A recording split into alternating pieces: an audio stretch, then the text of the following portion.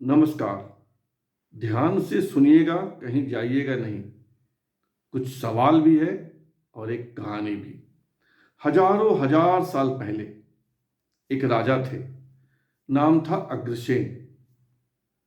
उनका सुपुत्र नाम था ऋषभदेव। भारतीय आख्यानों में, पुराणों में वर्णित है कि ऋषभदेव का विवाह देवताओं के राजा इंद्र की पुत्री जयंती के साथ हुआ। 30 साल की उम्र में ऋषभदेव को मन उनका उचट गया। 30 साल की उम्र में उन्होंने संसार का परित्याग कर दिया, घर छोड़ दिया, संत हो गए, तपस्वी हो गए।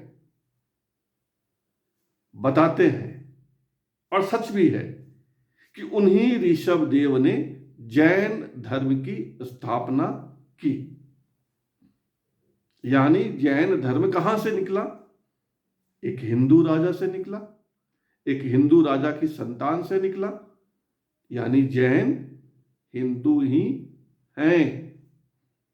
ऐसा संघ के लोग भी कहते हैं, राष्ट्रीय स्वयंसेवक संघ के लोग भी कहते हैं, ऐसा विश्व हिंदू परिषद भी कहता है, ऐसा तमाम हिंदू नेता कहते हैं कि जैन धर्म हिंदू धर्म का एक अंग है, एक शाखा है।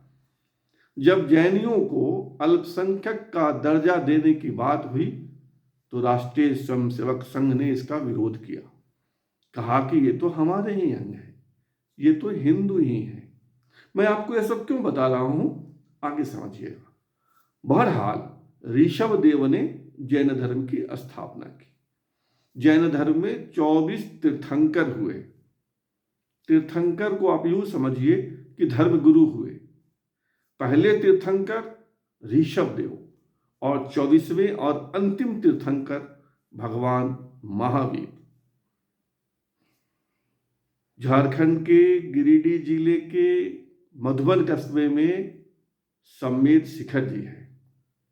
जैनियों का पवित्रतम स्थल, धार्मिक स्थल, जिसको वे सर्वोच्च मानते हैं।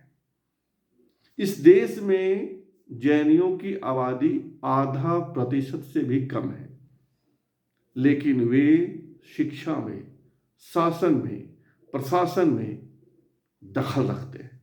व्यापार में उनका सर्वाधिक दखल है। और जैन कौन? हिंदू धर्म से निकले। जैन नाम क्यों पड़ा? जो जैन धर्म को मानते हैं वो जैनी। और जैन का मतलब यह भी होता है कि जिसने अपने विकारों पर, अपनी इंद्रियों पर कब्जा कर लिया हो, इंद्रियों को वश में कर लिया हो। सवाल यह है कि जैनियों के एक संत हैं,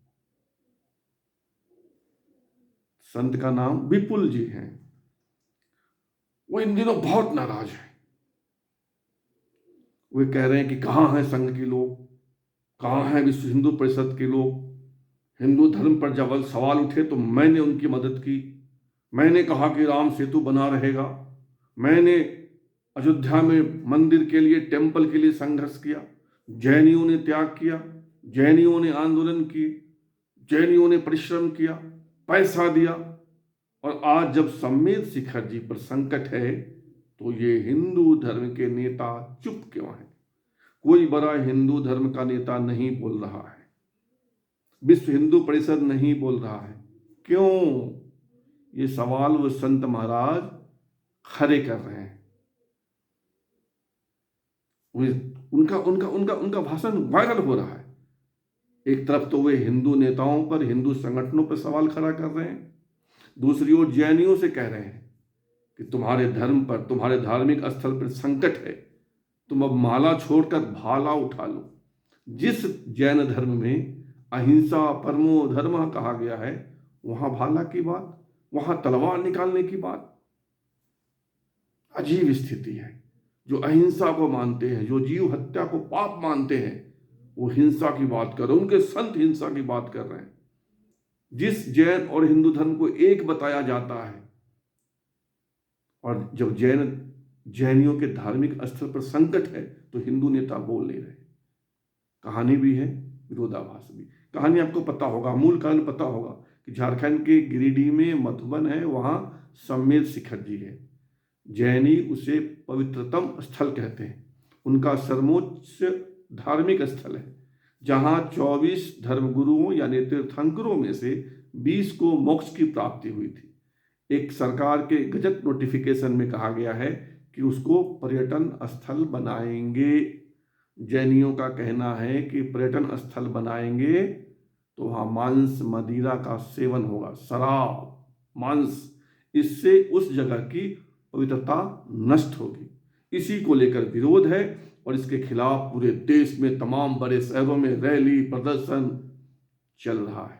और दुखद तो यह है कि जयपुर में एक संत ने भूख हड़ताल की और उनका स्वर्गवास हो गया, वो चले गए इस दुनिया से। उन्होंने पारसनाथ को या सम्मेद शिखर जी को पर्यटन स्थल बनाने का विरोध किया था और इसके खिलाफ अनशन किया था। तो मुझे लगता है कि अगर जैन आपके साथ खड़े रहते हैं तो हिंदुओं को भी, हिंदू संगठनों के नेताओं को भी आगे आना चाहिए। केंद्र में तो हिंदू सरकार है, उनको भी देखना चाहिए कि आप उनकी आस्था का यानी जैनियों की आस्था का ख्याल रखें। फिलहाल इतना ही।